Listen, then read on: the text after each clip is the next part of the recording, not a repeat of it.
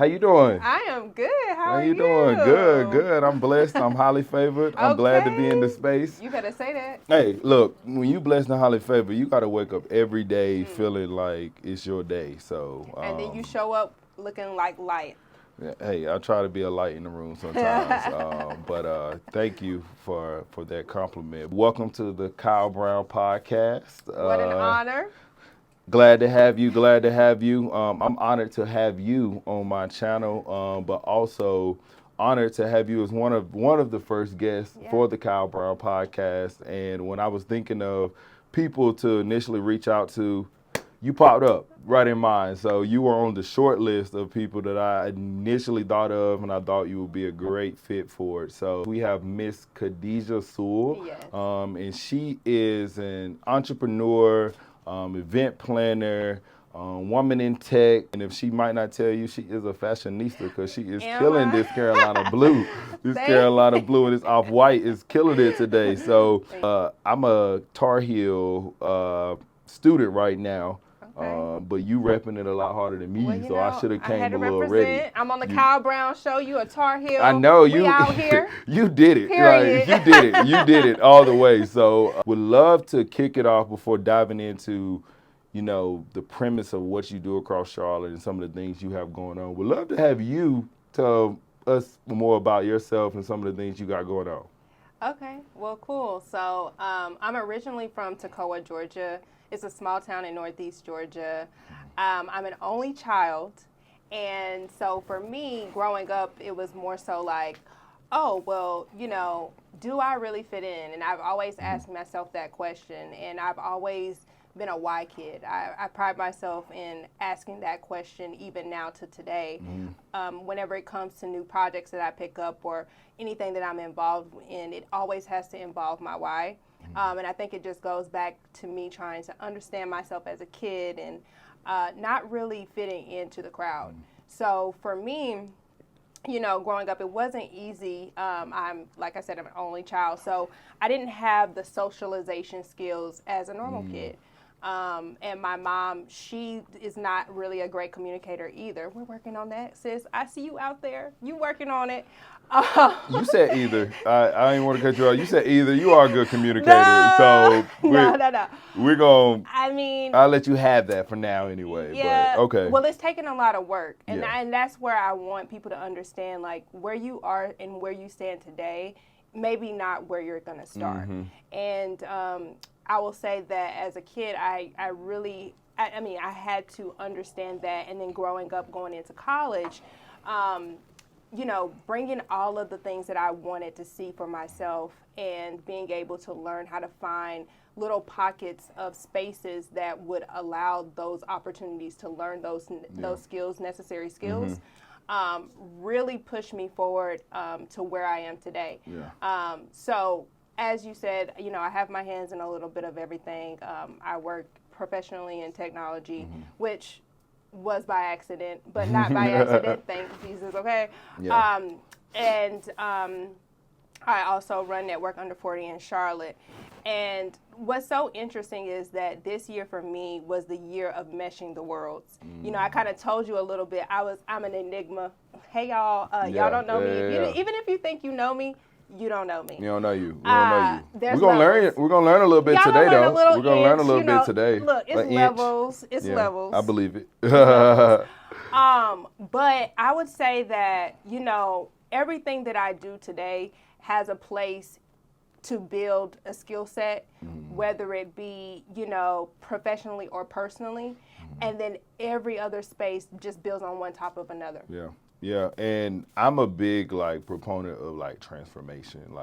You are constantly evolving from you say from high school to college to where you are now and to working in different areas and working in different fields.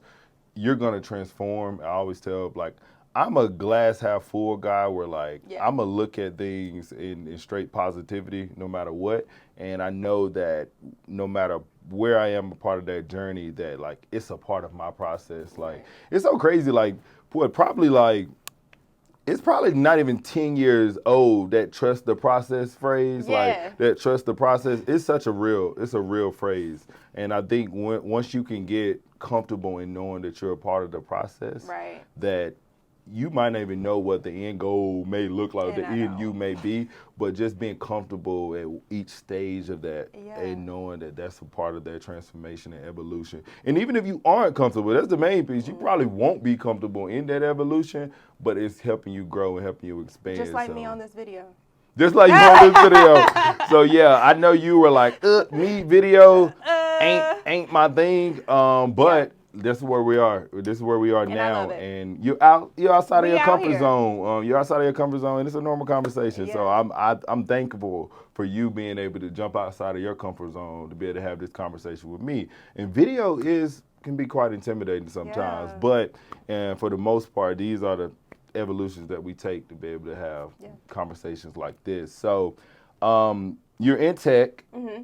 You said that wasn't supposed to specifically happen. Yeah. What was the goal? Like, what were you thinking? Well, there was no goal. Okay. So I operate a lot off of faith. And, you know, everything from the college that I chose to the organizations I was involved in, it was all off of prayer. Yeah. But it all came in full circle for me because when I chose the school that I did, I had to go. Like, it was in my heart to go. So I followed my heart. And then I got there, and I was, like, in this deep depression. I was like, I don't even know what I'm doing. Like, it was chaotic, basically. What school did you attend? I went to Valdosta State University. It's in Georgia, South Georgia. Lord, I do know where Valdosta is. Do you? I went to Winston-Salem State, and we played y'all in the national championship. Oh, my God! Khadejah, I did not know that. We got beef. Oh, my gosh. We're going. Okay. Shout out to Valdosta. Remember? Shout out to Valdosta. I'm gonna give but it was a good place. It was a very good place. That's why we're back in this thing. Full circle. I gotta, rivals, your foes, your rivals. But I'm repping.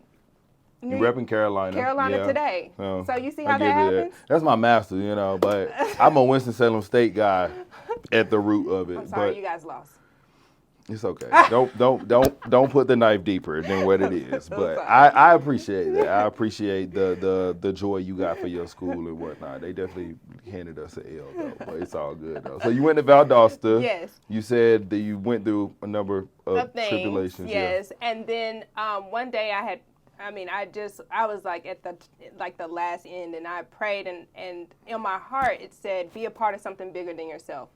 And so go be a part of something bigger than yourself. I didn't know what that meant at the time, but I actually walked into our student union, and they had an organization fair. And this girl, she looks at me, and she's like, do you want to be a part of something bigger than yourself? And I was like, that's it, I'm in. She hit you with that sales pitch. You was like, dang. I was like, well, how you know? Yeah. I just prayed about that. So basically it was an organization that's called Enactus. It basically stands for an Entrepreneur Action Us. And what we do is we create community. Well, what I did was create community events. Yeah. And what we would do is we would go into a community, assess a need, and then we would take the metrics from our projects and go pitch to Fortune 500 companies. So the first year that I joined in 2014, we went to St. Louis. We didn't compete, but we went to watch the other teams. And I had already had my resume printed out. This was 2 years before I graduated. Had my resume printed out. I went and just handed my resume out. Didn't think anything of it because I'm, a sophomore? I didn't know what I was doing. But when I graduated, I had received an offer after college for a job with Amazon to be like a management in one of their fulfillment centers. Lord, I got the same job. I swear I did. What? Did you take it? No. I didn't either. Shout out to us. Shout out to us.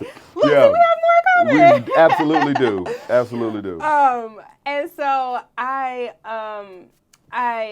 took the job initially, and I was sitting at home back in Toccoa for like 3 months waiting on them to place me because it takes forever. Amazon, what y'all got going on? That placement will drive you Oh crazy. my You like, am I about gosh. to be in Or LA or am I like- about to be in Columbus, Georgia? But am Like, I gonna wait for 12 months for you to place me? That too. I was Wow. trying to make money. I was trying to Absolutely. get with it. I don't blame you. And they put me in Plainfield, Indiana, and I Plainfield, Indiana. wasn't happening. I got So Philly. Jesus, I might would have gone to Philly. I might would have gone to Philly. Well, what had happened was, so it was like 3 months in, 2 months in, February after I graduated. So I graduated in December 2016. February of 2017, I received an email from one of the companies that I had given my resume to 2 years prior to me graduating at that job fair. Remember, I didn't think nothing of that. I just gave out my resume, whatever. So they called me. They were like, "We want to interview you." Well, I was like, I have nothing to lose. Yeah. I'm about to interview. I literally interviewed in 7 days, and they gave me an offer. And I was moving to Mooresville, North Carolina, and I had never been there before in my life. Okay.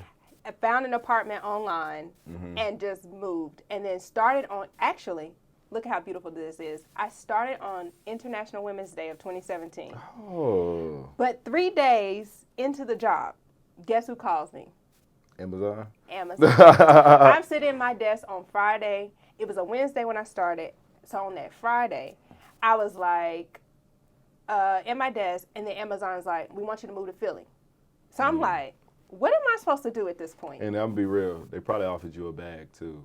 No, I actually had more. No, oh yeah. Well, not a bag. So I had, the Amazon job was worth more than the job I had took, but the job that I had took provided me more experience because I was working for the the strategic manager of our Southeast region, and I was working with finance, accounting, marketing. I'm like, exposure was more important. Than what it was. Yeah. So I prayed on it at my desk, operating off faith, right? And I literally remember this day. And when I prayed, I felt that the Lord told me, if you go, I open the doors for you in both places. If you go to Philadelphia, you will do extremely well. But if you stay in Charlotte, you'll be closer to me. But it's going to be extremely challenging. Okay. So I took the challenge. Yeah, so you're about to say, so you took the challenge yeah. and you felt as though well, you went with the exposure, and the exposure had more experience. Yes. And you were like, maybe I don't need the bag specifically. You weren't chasing the money in particular in that point. You were really looking like, you know what, this is a better fit for me and a better time. Well, I didn't know that at the time. Like, I honestly could not. God told you that though. Well, he told me that. He told me it was gonna be challenging, and I would be closer to him there. So I stayed.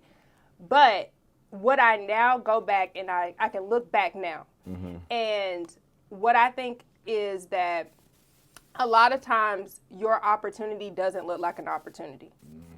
Like, because back then I didn't even know what I was doing in my job. Like, I was doing so much high level stuff, but what that did for me today, it's prepared me for where I am today. And what did you get your degree in? Something that we ain't doing, you won't do it? So, I mean, we can. So, I was an interdisciplinary studies major. So, for me, I couldn't choose. And I felt more comfortable being able to study from different disciplines, and I studied marketing and communications. Okay. Yeah, and that's good, though. Sometimes those majors are slept on because I think, if you've been honest, no 18 to 22-year-old really knows what exactly they want to do. You might know you got an interest in something, but until you do it, you just don't know. Right. I got my degree in political science, and I worked in marketing out of school. So how did that happen? I don't know. But, those things work out, when you pray on them. And I will say, too, that your major does not matter. Once you get out of college, it's ultimately, what are you bringing to the table? Absolutely. Like, what value are you adding to this company? The soft skills. Yeah, and soft skills are so important. Amazingly important. I think you really need those when you're thinking about just that evolution. Like, I think hard skill is an evolution, and because you learn things and you need to apply them in different scenarios, but the soft skills help you really transform into like fields that you haven't been in, because no way I would have been in digital marketing at all. Like I just didn't go to school for that. I went to school for political science, but my soft skills helped me transition into Right. that. So you said another thing you were saying was like, sometimes we don't know like an opportunity when it presents itself, but the thing that I get from that is you were open-minded. That was the thing, like from Georgia, small town in Georgia, you could have went to Philly and been living in the city. Period. Or you could have moved to Morrisville, Charlotte, and get like suburb city. Like I ain't gonna say Charlotte is like it's not a real metropolitan, city. Right. metropolis, but it is like it's a mix. You get a mix of both. And you decided to go with the metropolis of Mooresville. Yes. You decided to go with that. And sometimes that's the opportunity that you didn't see yourself like going to. For me, I moved to Ohio after college. Everybody hates Ohio. Did you hate Ohio? I ain't gonna doodle on them like I that. mean, you can tell the truth. So I didn't hate Ohio. I hated the weather. Okay. And by the weather being like that every day, I started to hate Ohio. Yeah. And on another note, like Ohio was not diverse. It was just wasn't diverse. Oh, you surprised? I mean, I have family in Ohio, so I mean, and I hear there's. I don't know. Nah. What part of Ohio? I was in Columbus, Ohio. Okay. I was in Columbus. And Columbus, I would say Columbus is the best city in Ohio. Really? It is. Cleveland, Cincinnati, they got a thing going on, but living, just wanting to be in a good spot, I think Columbus is the best spot. I'm not going to, trash Columbus because I learned a lot from Columbus. I met a lot of people. I got the essence of like growing up and being an adult in Columbus, which I think is super important. Beautiful. So I stayed there 4 years, and then I shot my way back to Charlotte. So that was awesome for me. One, I'm from North Carolina, Eastern North Carolina, which is like 4 hours from Charlotte, but I've been to Charlotte a million times. What made you come back? So my wife actually got a job here. So you guys got married in Ohio? We got married here. Oh, okay. We got married here. I think I got engaged in Ohio, but I got married here in the middle of the pandemic when you never in a million years that You'll never expect the opportunity when it happens. You just don't know.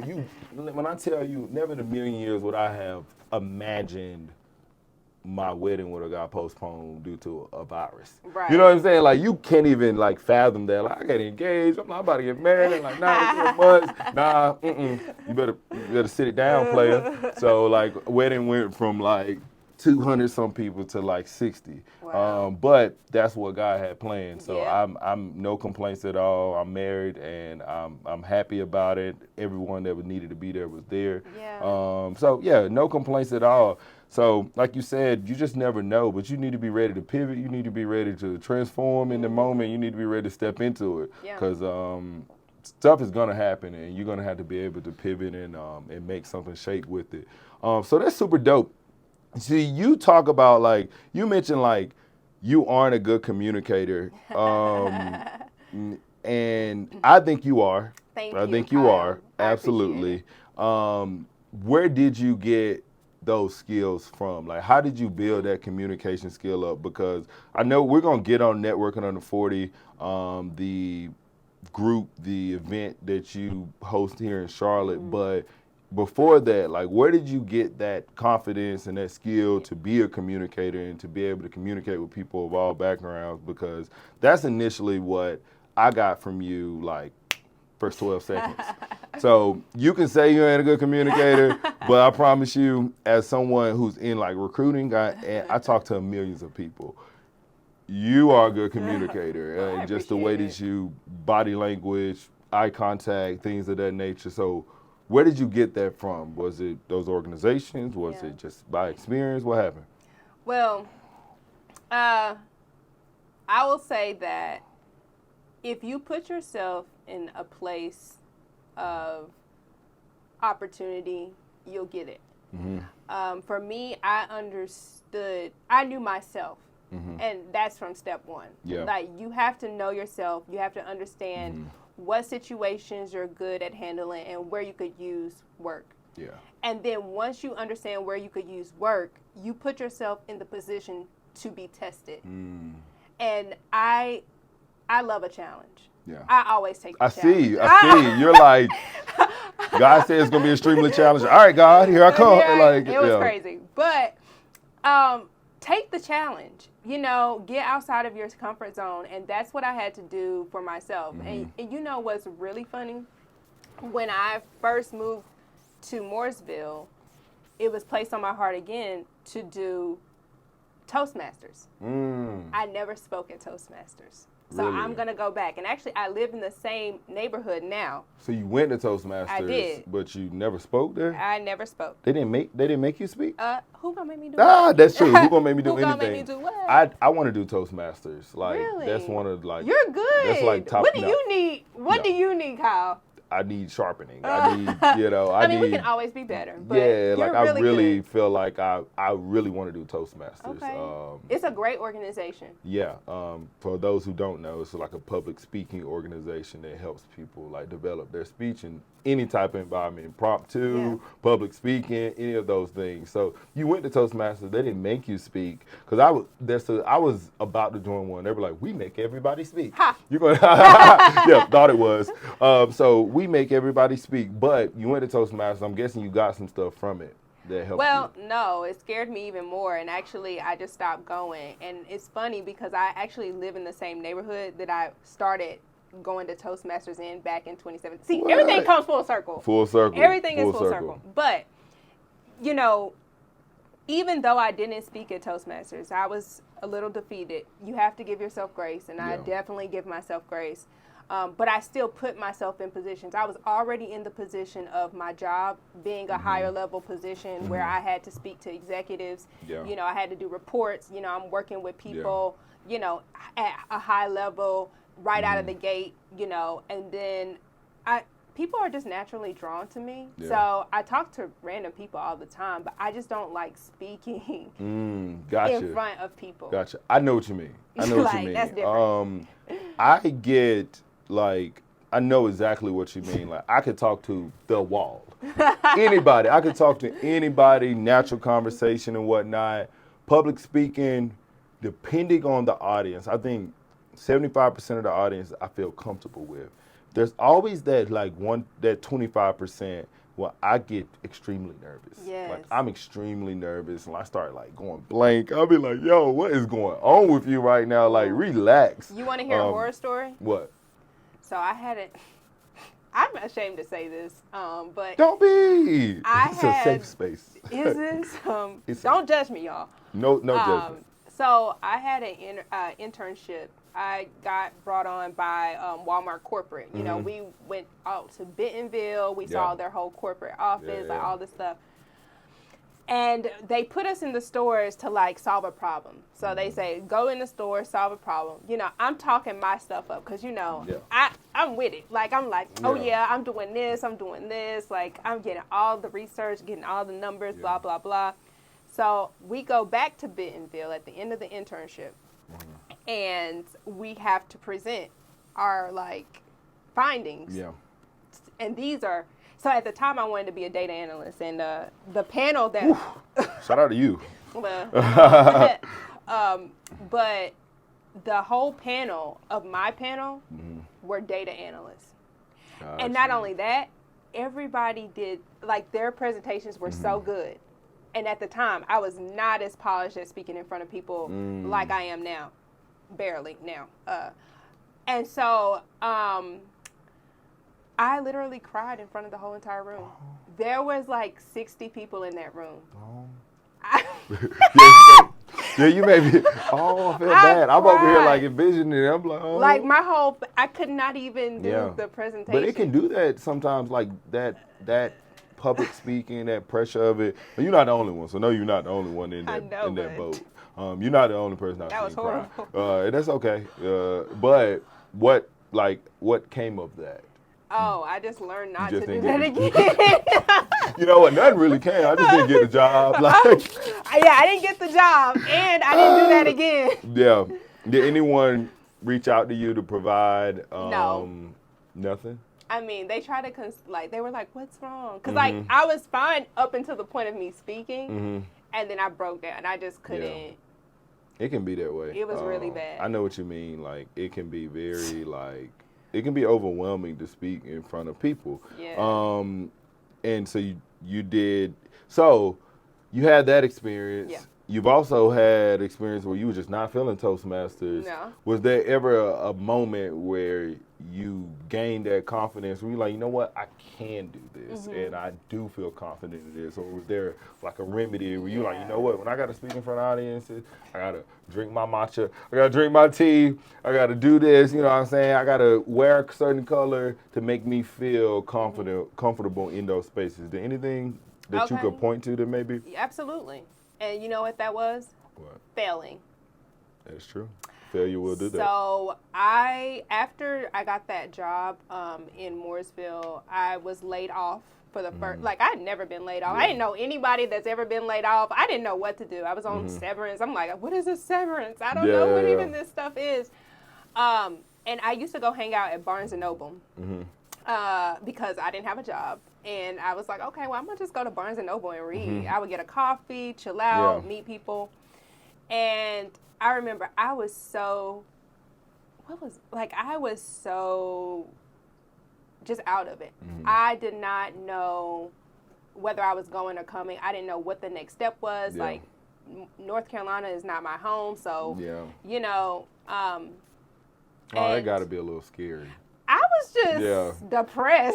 It's very depressing. But I met this guy, and I remember him so vividly, and he told me something really important, and I want you guys to hear me. Okay. Y'all listening? Yeah. Mic check. I'm in there. What we got? Stop being stupid. Stop being stupid. Why would you do that? Why would you say that? That's what he told me. And at first, you know, he says a lot, and he was like one of my friends at the time because we met at Barnes & Noble and we were just hanging out there. But I really learned a lot from him saying that to me because here's the deal. I have the skill set. Yeah. You know, if I have the skill set and I know the value and I'm able to communicate the value that I bring, why am I so down and out? Yeah. Figure it out. And I think that was the most defining moment for me because literally I had an interview in that Barnes & Noble parking lot. I got another job. This was maybe like a month later. Yeah. But, I mean, I literally had to wear the pants and own my space. Yeah. And that is the key. Like, if you have a communication issue or you're not sure about who you are, find that out and then own that space and don't take it for granted. Yeah. That's big. I think that's really important. Like he said, one, I think sometimes we doubt ourselves to the point where we forget everything that we know. Yes. Like we doubt ourselves so hard. Like it's almost like when you're there's this thing where they say when you're swimming, like you're people that do triathletes or triathlons and whatnot, that you can get so nervous when it's time to get into the water that you forget how to swim. Like, it's crazy. It's a real thing where people practice 6 months straight for the triathlon, and it could be their first, second, third, fourth, 50th one, and they can get in the water so nervous for the race, and it's something that can take over there where they just forget how to swim. And that's one of the things where I always, try to remember that story, that you know how to do some of these things. Right. You got to remind yourself that you have what it takes to be able to do them. You got to sometimes, always, remind yourself, is it really me that can't do this? You know what I'm saying? So, and those reminders and that self-reflection piece that I heard you talk about earlier are extremely important. So, I always look at stuff like, did he just get that NBA? Oh, because I know I can. Okay. You know what I'm saying? So I always try to make that comparison sometimes. It ain't like I always look at people like, oh, if he can, I can. But it's a real thing. Like, you look at people who accomplish a lot of crazy things, and you got to be like, you know what? I have some of the same skills. I have some of the same energy and power to be able to harness that same thing that they've been able to do. So, But do you dare to? yeah, some people are scared to jump, Yep. and that's the main thing. And it's about jumping. Like, yes, I have what it takes. I can do these things, but if you don't jump, then you're just suppressing all of the additional talent or value that you had in the situation. So that's really good to hear, and I'm glad to hear that he told you that, because Yeah. it seemed like from there you used that as like a direct piece to really like propel yourself forward in a lot of different situations. Yeah.